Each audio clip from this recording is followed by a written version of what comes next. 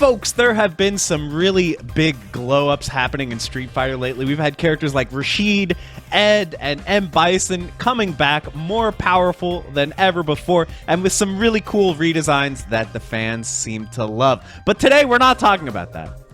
Today, we're talking about characters who made a return after appearing in a game, and they were a little bit worse off for it. These are the top 10 Street Fighter characters that fell off. Whether the developers nerfed them, they gave them a redesign that just didn't work, for whatever reason, these characters started out on top, but then befell some major misfortune and ended up in a really unfortunate spot. So that's what we're going to be going through today. If you guys like this type of content, it would really help me out if you could hit the like and subscribe buttons. It really makes a huge difference and helps support the channel. But with that, let's start out the list here at number 10. All right, so the first character we're taking a look at here is Chun. Chun from Street Fighter 3. Some of you may not know, was actually considered one of the best characters in Street Fighter 3 Second Impact. He's usually up there in the top 3. Which is pretty amazing if you know him for his reputation in Street Fighter 3 Third Strike. So what makes him so good in this game? Well, for one thing, he's very good at building and spending meter. So there's a strange glitch in this game where if you hold a direction while you press a button, you will actually build more meter. So by holding back and pressing heavy punch, he can build meter incredibly fast. This is a super fast move. And with this meter, he has about 1,000,000 ways to hit confirm into an insanely powerful super. So his Super R3 is one of the best supers in the game. It is 1-frame startup. It goes basically the entire screen. It's invincible. It goes through fireballs. And because the startup is so fast, you can link it off of almost everything, like this ridiculously good back plus heavy punch. You can link off that. Stand heavy kick as well is a super plus on block normal that you can use on block or on hit. And if it hits, you have time to hit confirm into super. Many of his EX special moves are quite nice as well, like his EX quarter circle back kick is going to leave you super plus. It's going to be safe on block as well. So Chun has a very powerful set of normals. He builds meter very efficiently. He spends his meter very efficiently by linking into super for massive damage. He does tons of stun as well. So what could they have done to Chun to turn him from one of the best characters into potentially the worst character in the game? Here in Street Fighter 3 Third Strike, the first thing you'll notice about Chun is he only has 1 max meter. If you want to use his Super R3, which is still pretty powerful, it's going to take a long time to get there, and you only get 1. And also, they gave him a new far-standing heavy punch. This might be an example of characters who were nerfed by adding a move. You can see this move spams much more slowly than his former heavy punch, which is now only able to be used when close. So he still has a few good ways of linking into this super, but after you use the super, you're back down to 0 meter, so you can't use any of his EX attacks. Also, this gives him way less EX attacks to hold on to. You know, after you use 3, you're completely out of meter. The properties of his moves were also pretty much nerfed across the board. So standing heavy kick is +4 on hit, +2 on block. And it used to be +7 on hit, +4 on block. So it was way better before. This new far standing heavy punch, the frame data on this is just abysmal. -5 on hit, -7 on block, so you can get punished with a ton of moves like crouching medium kicks if the opponent blocks this. And then even his close heavy punch is now -4 on block. It used to be +1 on block. It lost 5 frames of frame advantage just on this one move, so this is way less abusable than it was before, and it's -2 on hit, so you can't even link off it. And the other big nail in the coffin has got to be the frame data on his special moves. Do you see that this move is -5 on hit, -4 on hit? If you want this move to be safe on hit, you have to spend 1 bar of EX, which makes it only -1. But again, once you've spent 1 bar of EX, you don't have access to super because you can't build more than 1 meter. His other special moves aren't really that suitable for combos because they either have short range or they don't actually combo off of anything because they're too slow. So this move is really his only combo ender.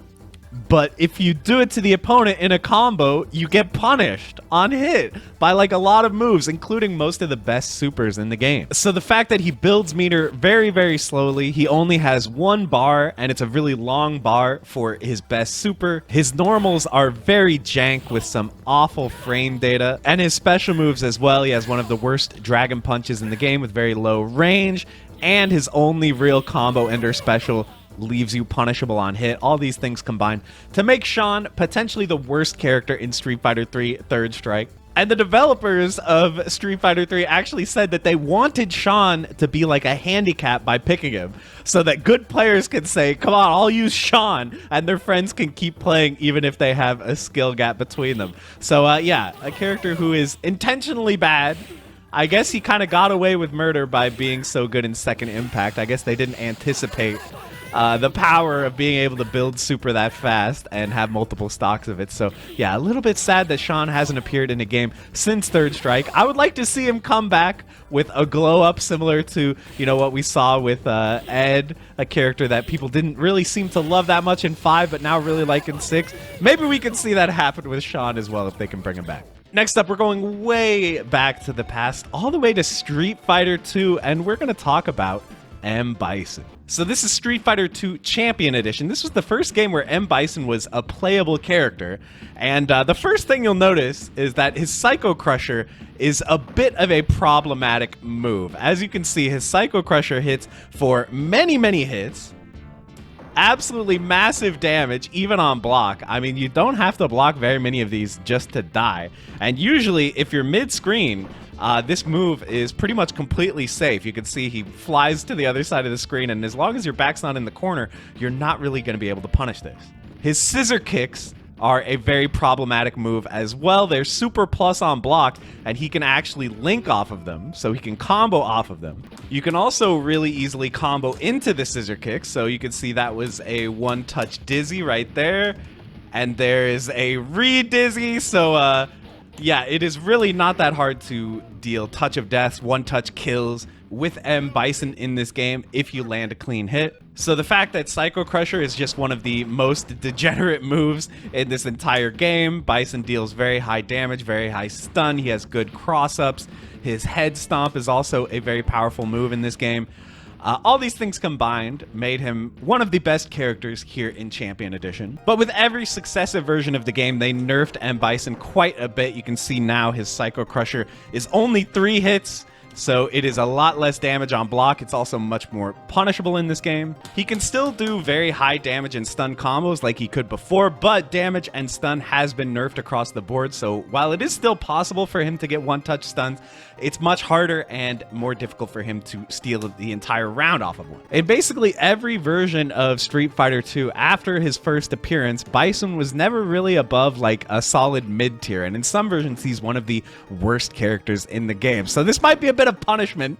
I feel like this is a common pattern we're going to see where if a character is way too good in one game, they are going to get punished and brought down to a lower tier in all their future versions. So that definitely happened for M. Bison in Street Fighter 2. But another Street Fighter 2 character who saw a bit of punishment in a later version was actually Dee Jay. So here in Super Street Fighter 2 Turbo, Dee Jay was never truly top tier. He's not up there with the likes of Vega, old Sagat, Dawson, but he is a very strong character, around top 5 in the game, due to his very powerful fireball with fast recovery, his really good normals, like his sweep. And he has this really interesting mashing move that can deal tons of damage and instant stun if you mash correctly. So the fact that he has essentially guile levels of keep away, combined with really good combos, lots of easy links, and the ability to actually one-touch stun the opponent makes Dee Jay a really powerful character here in Super Street Fighter 2 Turbo. And then Dee Jay did not appear in a Street Fighter game other than console-exclusive ports until Street Fighter 4, where in basically every version, Dee Jay was one of the worst characters in the game. No matter what they gave him, it was never quite enough to make him a decent character. It's kind of interesting because it seems like on paper, many of the things that made Dee Jay strong in Super Street Fighter 2 Turbo are still in this game, right? So, you know, he's still got a pretty good fireball. He's still got a strong cross-up that he can easily link lots of things off of. He can still combo into his machine gun upper, although now the damage and stun of this has been greatly reduced, so that really hurts him. But I would say in general, his biggest problem is that the systems of Street Fighter 4 were not really well adapted to Dee Jay. So one of the systems is focus attack, which allows you to absorb hits and then dash to stay safe.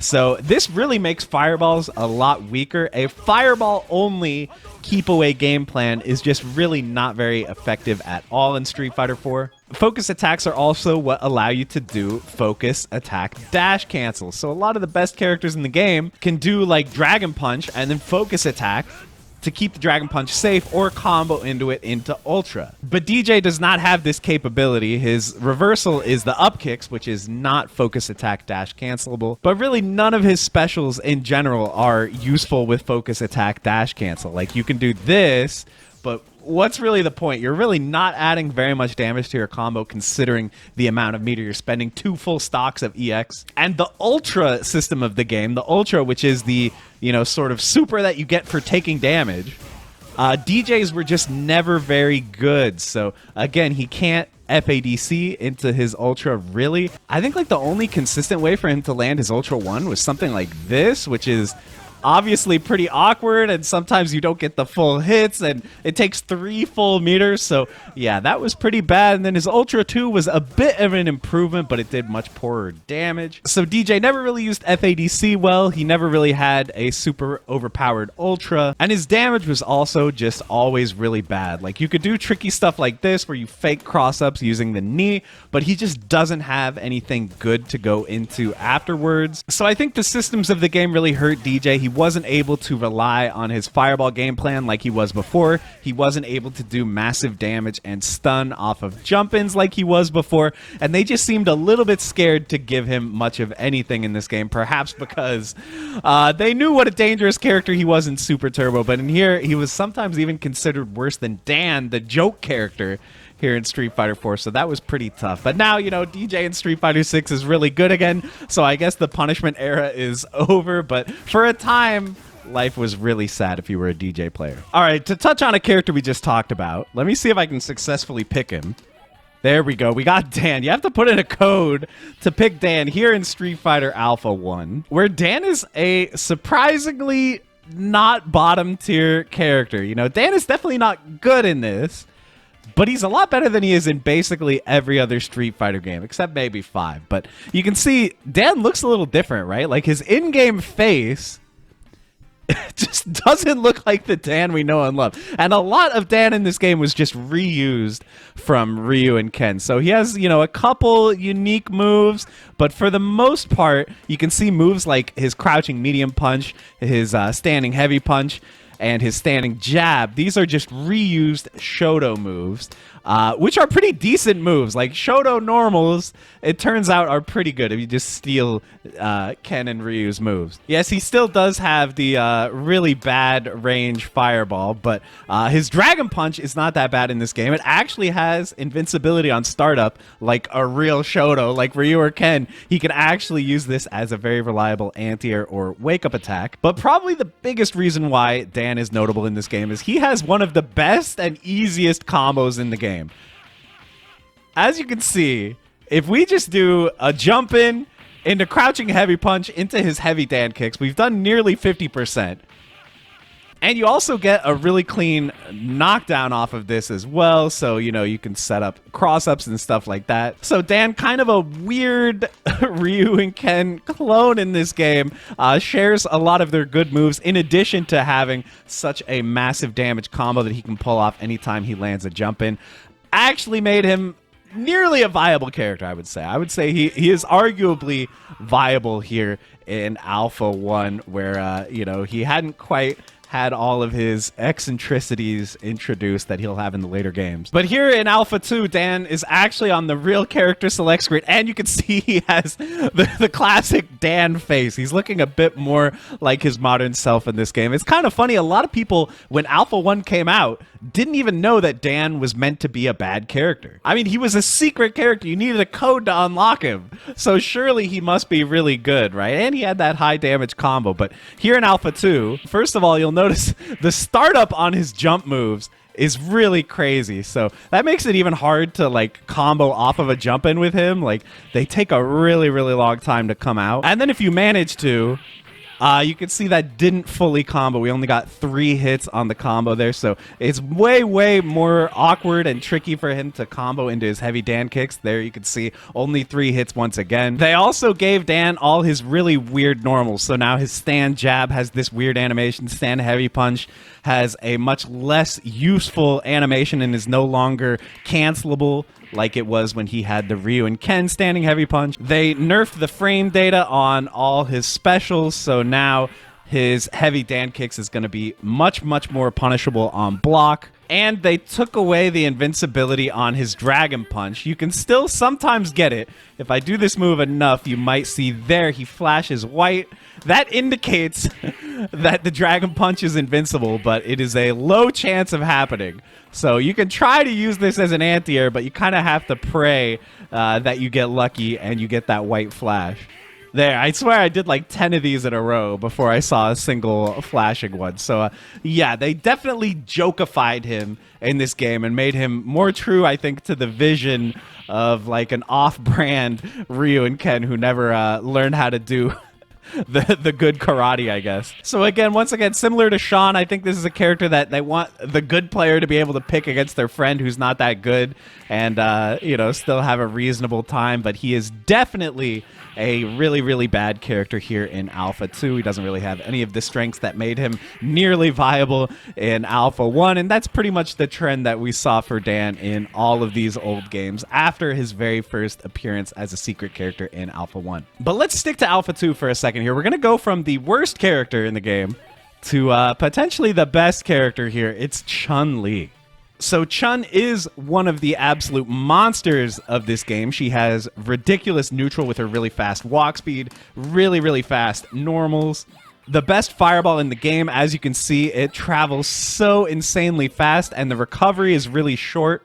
So she can fireball and then anti-air you really easily. She can throw the slow version and walk behind it and get combos. She also has some of the easiest and highest damaging custom combos in the game. And you can even chip the opponent out really well just by spamming fireballs during her custom combo. So her absolutely ridiculous keep away with her fireball, her good walk speed, her movement, her high damage combos, all make Chun an absolute menace in this game. But when they brought her back in Street Fighter Alpha 3, they nerfed her in so many ways in this game. But the first most noticeable one is going to be her fireball. So yeah, her slow fireball, it has a lot longer recovery, but she can still, you know, walk behind it a little bit. She definitely can't get a combo off it anymore like she could. But now check out her heavy fireball. Yeah, that's pretty sad. And the recovery is much longer. So if the opponent sees you fireball, they're going to be able to jump over and get a huge damage combo much more easily than they could in Alpha 2. Her flip kick special was also greatly nerfed in this. It is not really a particularly viable move anymore, except for occasionally hopping over a low with the heavy version. She also cannot special cancel her crouching medium kick anymore. Crouching medium kick into fireball was super abusable with her in Alpha 2, and now it's just not possible. But she's definitely not like a super low tier in this game. She is viable. She did get some buffs, like she has a new standing heavy kick, which is a pretty good poke, and they improved the hitbox on her jump light kick to use it as a tricky cross-up. And her walk speed and normals are still very good. So again, this wasn't a character who got nerfed into complete disuse, but she did go from being top 1 in the game to being somewhere around the middle,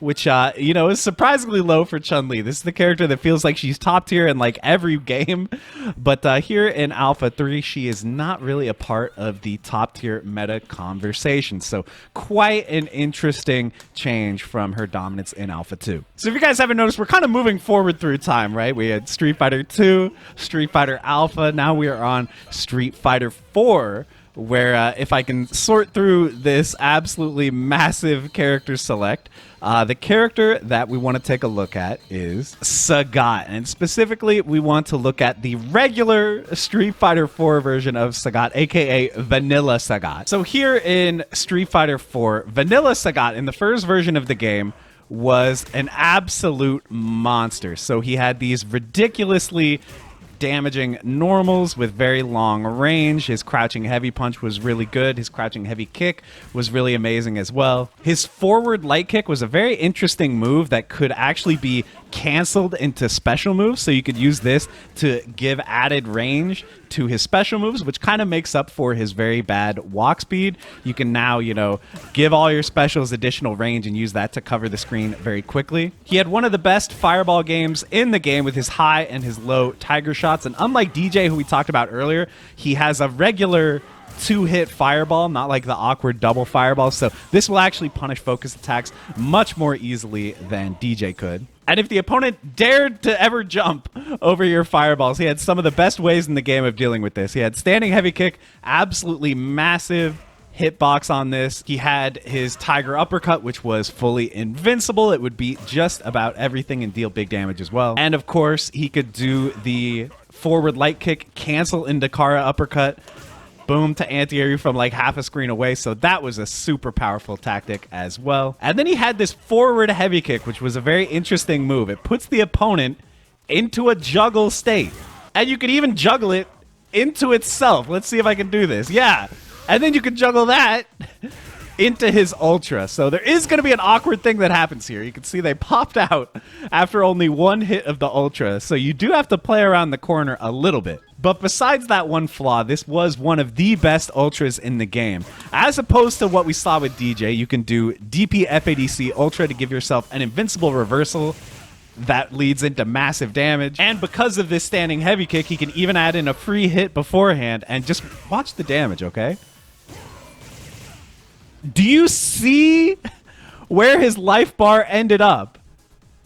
Off of an invincible starter that also works as an anti-air. So the fact that if you ever gave Sagat Ultra and he had 2 bars, he could deal like 60 to 70% of your HP.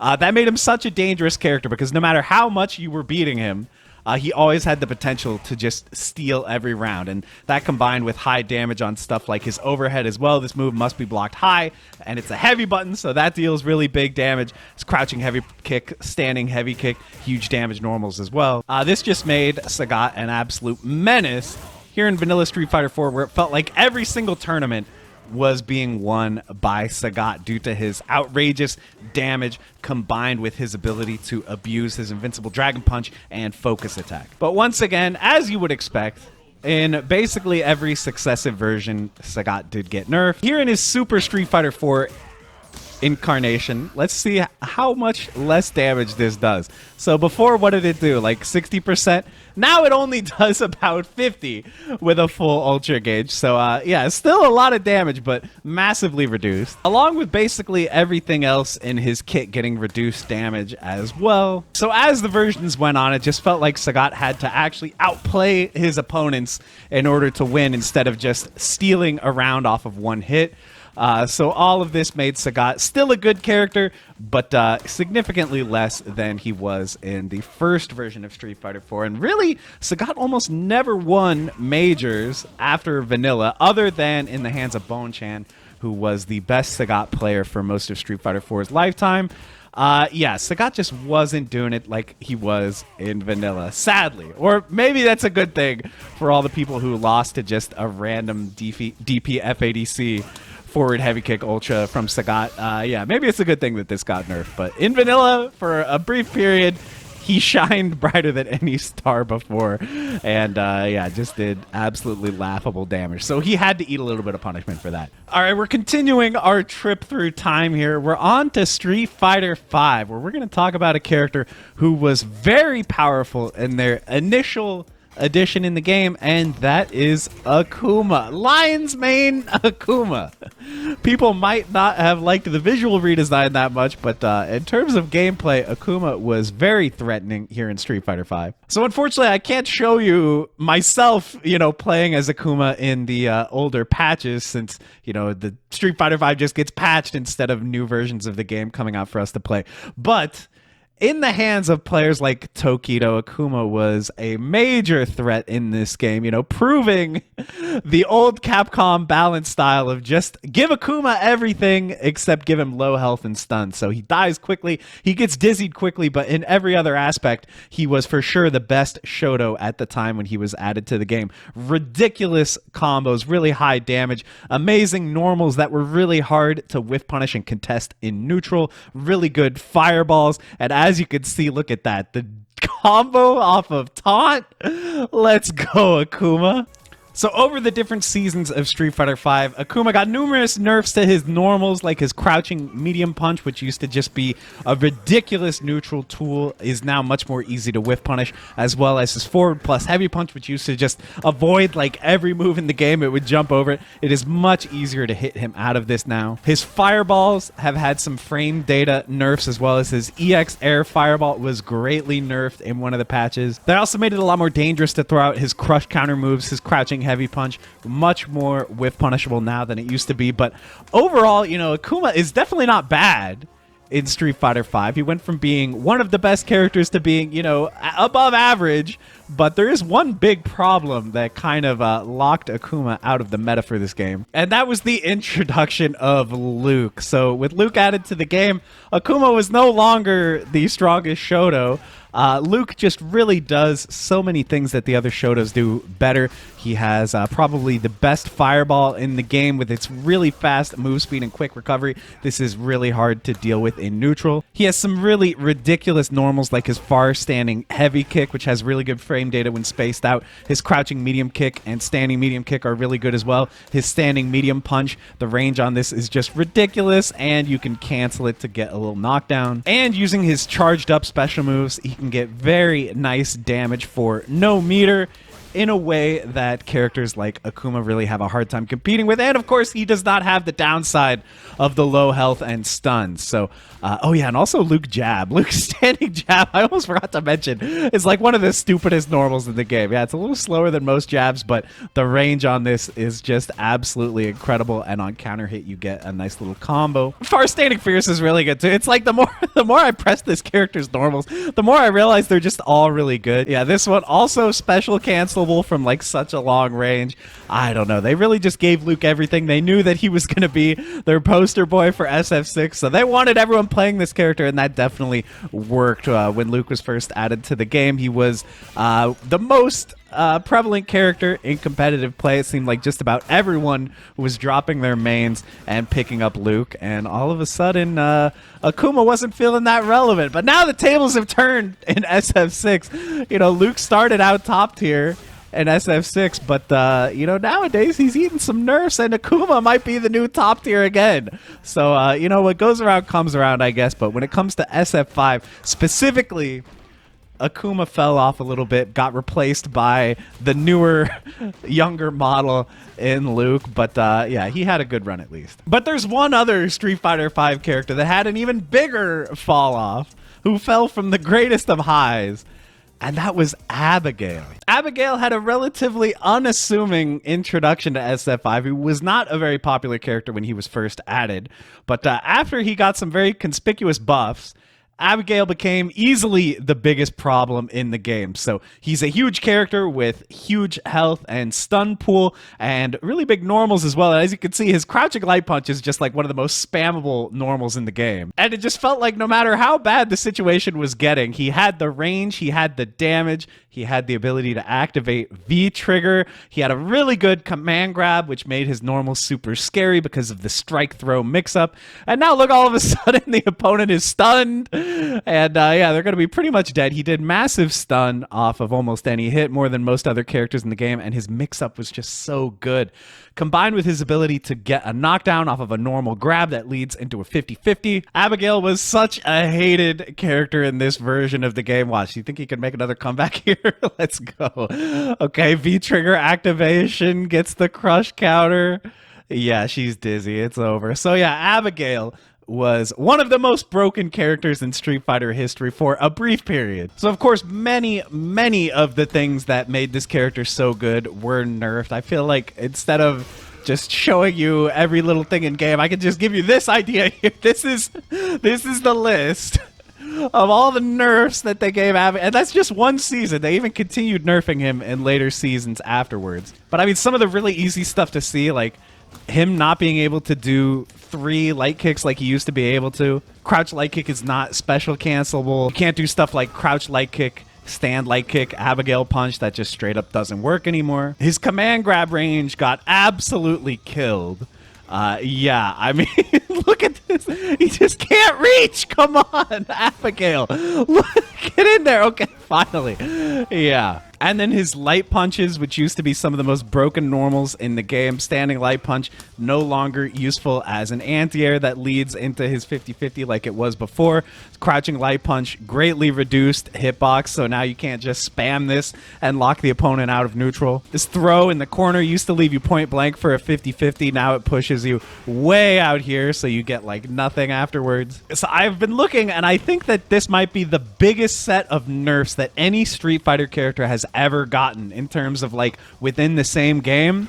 I really don't think anything topped this, because Abigail really did go from the undisputed #1 in the game to being kind of a low-tier character that nobody really plays anymore. But for that brief period when Abigail was untouchable, yeah, he completely owned the meta, and it felt like every tournament top 8 was like half Abigail. So maybe it's for the best that Abigail fell off the way he did. But we got one more character for you guys. And this character got nerfed so badly. Their punishment was so powerful that they were never good in any Street Fighter game again.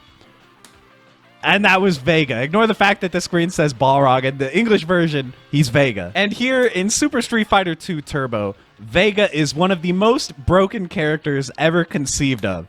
He has essentially no flaws. He has like the fastest walk speed in the game, or close to it. He has massive throw range, the range on his normals, as well as just out of control. He's also almost got like Dhalsim level reach. He can spam backflip to build meter extremely safely. As you can see, we can build up meter without the opponent being able to do much of anything. And then once you get it, yeah, his super is a command grab that does 50% almost on hit. He's got an insanely fast jump with downward pointing normals that are almost impossible to anti-air on reaction, it feels like. But the #1 reason why this character is so hated is because of his wall dive. This is one of the most broken moves ever in Street Fighter. It knocks down. It is an ambiguous 50-50 cross-up. You don't know what side this is going to hit you on wake-up. So, you know, in tournament play, good Vega players can just loop this, do these really absurd cross-ups that are, like, impossible to see. It's safe on block if you space it correctly and hit them low on the body. And even if they're trying to guess right and block, you can automatically do a command throw out of this. So it's kind of like an automatic mix-up where, you know, if you're close enough in range, you get the command throw, and if you're not, you get the claw attack. So Super Street Fighter 2 Vega is probably the best character in the game, and this is a game with a lot of really broken characters. Like, for example, here we've got Combo Breaker Grand Finals, and oh my god, did you see that Link combo? That was kind of insane. But yeah, we got Vega versus Vega in Grand Finals. This character was such a menace, and people hate fighting him so much that I would say that Vega has kind of been paying for it ever since. Here in Street Fighter 4, Vega was usually considered one of the worst characters in the game in almost every version.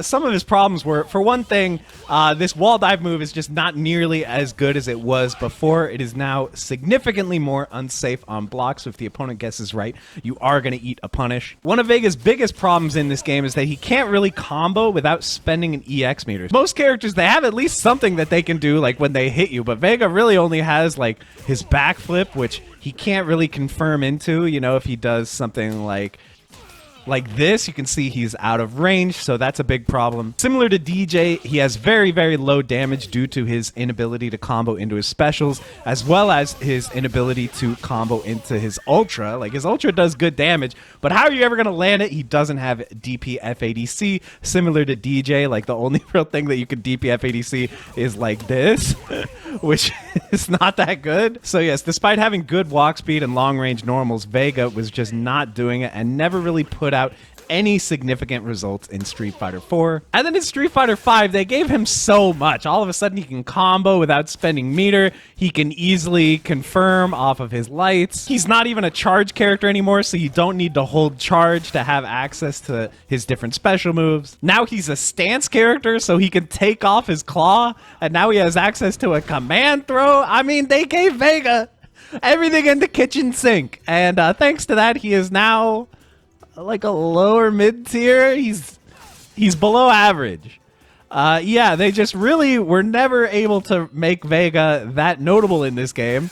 Yeah, a few people played him and did decent in tournaments, but when we compare it to Super Turbo, where he was always one of the strongest and most broken characters in the game, really, Vega is not notable at all in Street Fighter V. Though one thing that Vega has that's super unique and cool in this game is that he can now cling to the wall. Even in versus mode, like even in ranked, I'm pretty sure you can do this if you're on the Flamenco Tavern stage. This is actually banned in tournament for this reason. You are not allowed to go to the Flamenco Tavern because of this Vega thing. It would be unfair if the stage impacted the gameplay, I guess. Even though this is not actually useful, it is a funny thing that only works on this stage. But other than that, there's really no reason in my mind to play Vega in Street Fighter V unless you're just a huge fan of the character. And if you are, I'm sorry that you've had to deal with years of Vega being bad, and now he's not even in Street Fighter 6. Lord only knows. We got M. Bison back. Maybe we could get Vega back, but for now, he's pretty much in purgatory after, like, I don't know, over a decade of being kind of a weak character. But maybe this is what Vega players deserve after inflicting us with so much pain throughout Super Turbo for all these years and on, because people still play that game, and Vega is still, you know, winning so many tournaments in that game to this day. So that's about it for the video, guys. I hope you guys enjoyed. In my mind, Vega fell off more than anyone else in Street Fighter history, but let me know if you can think of any other characters who deserve to be on the list and didn't make it. I would love to hear your opinions down in the comments. But with that, we're going to end the video. Thank you so much for watching, and I'll see you in the next one. Bye, everybody.